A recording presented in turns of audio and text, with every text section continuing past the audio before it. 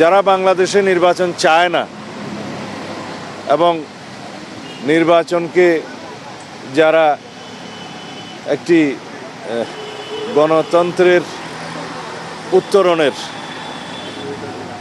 পথ হিসেবে দেখতে চায় না, শক্তিশালী বা রাষ্ট্র বিনির্মাণের বিপক্ষে যারা, প্রকৃতপক্ষে গণতন্ত্রের বিরুদ্ধে শক্তি, তাদেরই এই কাজ। তারা বাংলাদেশেও আছে এবং বাংলাদেশের বাইরেও আছে। পতিত ফ্যাসিবাদকে অবশ্যই আমরা এই বার্তা দিতে চাই, এই জাতীয় কোনো ধরনের হামলা করে বাংলাদেশের গণতান্ত্রিক উত্তরণকে বাধাগ্রস্ত করতে পারবে না, প্রতিহত করতে পারবে না। আমরা সকল গণতান্ত্রিক রাজনৈতিক দল আমরা ফ্যাসিবাদ বিরোধী জাতীয় ঐক্যে অটুট থাকব এবং আগামী জাতীয় সংসদ নির্বাচনকে যে কোনো মূল্যে আমরা অর্থবহ করব, বিশ্বাসযোগ্য করব এবং এমন একটি বিশ্বাসযোগ্য নিরপেক্ষ নির্বাচন হবে যা বিশ্ব স্বীকৃত হবে। সেই জন্যেই আমরা কাজ করছি এবং আমাদের মধ্যে রাজনৈতিক সংস্কৃতিটা যাতে সেভাবে বহাল থাকে আমরা সবাইকে আহ্বান জানিয়েছি। আমাদের রাজনৈতিক সংস্কৃতিটা অনেকটাই পরিবর্তিত হয়েছে, জনপ্রত্যাশা এবং গণ অভ্যুত্থানের প্রত্যাশা অনুযায়ী, আকাঙ্ক্ষা অনুযায়ী সেরকম গণতান্ত্রিক রাজনৈতিক সংস্কৃতি আমরা অব্যাহত রেখে চর্চা করে ইনশাআল্লাহ আগামী দিনে আমরা একটি শক্তিশালী গণতান্ত্রিক রাষ্ট্র বিনির্মাণ করব। আমাদের এই গণতন্ত্রের উত্তরণের পথটাকে আমরা যেন আরও সহজ করতে পারি, সেজন্য সবার সহযোগিতা আহ্বান করছি আমরা।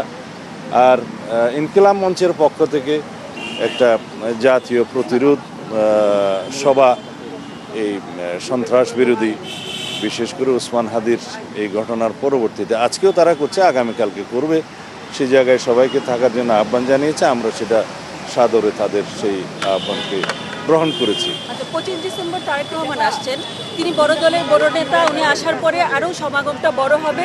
সেক্ষেত্রে এই ধরনের সিকিউরিটি এনশিওর করা কীভাবে নিশ্চিত হবে? আপনার কোনো সহযোগিতা চেয়েছেন কিনা সরকারের, যাতে করে ওনাকে নিরাপদ রাখা যায়? আমরা সকল রাজনৈতিক নেতৃবৃন্দ তারা যাতে নিরাপদে থাকে সেই নিরাপত্তার ব্যবস্থা করার জন্য সরকারের প্রতি আহ্বান জানিয়েছে।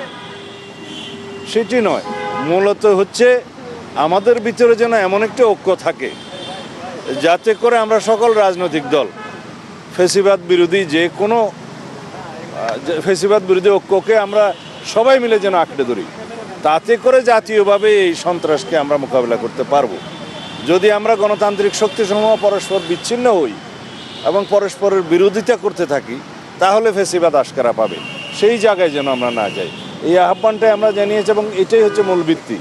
যদি আমাদের ভিতরে ঐক্য থাকে এবং আমরা গণতান্ত্রিক শক্তিগুলো, গণতান্ত্রিক রাজনৈতিক দলগুলো যদি ঐক্যবদ্ধ থাকি, আমাদের ভিতরে বিভেদ না থাকে, তাহলে পরে আমরা জাতীয়ভাবে এই জাতীয় সকল ধরনের সন্ত্রাসকে মোকাবিলা করতে পারবো এবং ফ্যাসিবাদের দূষরদের যে কোনো ষড়যন্ত্রকে মোকাবিলা করতে পারবো। আমরা জানি এই শক্তি দেশের ভিতরেও সক্রিয় এবং দেশের বাইরেও সক্রিয়। আমরা ঘটনার সুষ্ঠু তদন্তের জন্য এবং তড়িৎ ব্যবস্থা গ্রহণের জন্য আহ্বান জানিয়েছি।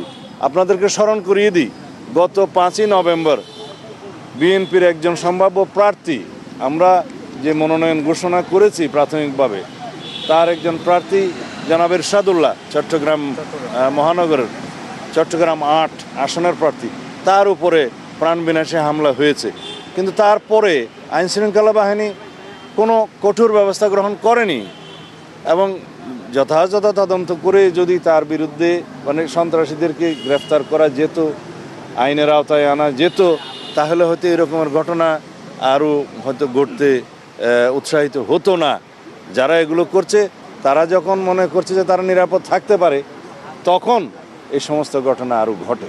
সেই জন্য আমরা স্বরাষ্ট্র মন্ত্রণালয়কে আরও বেশি সক্রিয় হওয়ার জন্য আহ্বান জানিয়েছি, তাতে প্রয়োজনীয় ব্যবস্থা যেন মানে প্রধান উপদেষ্টা নেয়। আমরা রাজনৈতিক দল হিসেবে আমাদের সর্বোচ্চ অঙ্গীকার এবং আমরা প্রতিশ্রুতি দিয়েছি, আমরা এই বিষয়ে সর্বোচ্চ সহযোগিতা করব, বহাল রাখব। আমরা এই জাতীয় যে কোনো রকমের আশঙ্কাকে উড়িয়ে দিচ্ছি না, তবে সরকারের দায়িত্ব আছে, রাজনৈতিক দলসমূহের দায়িত্ব আছে, জনগণের সচেতনতা জরুরি।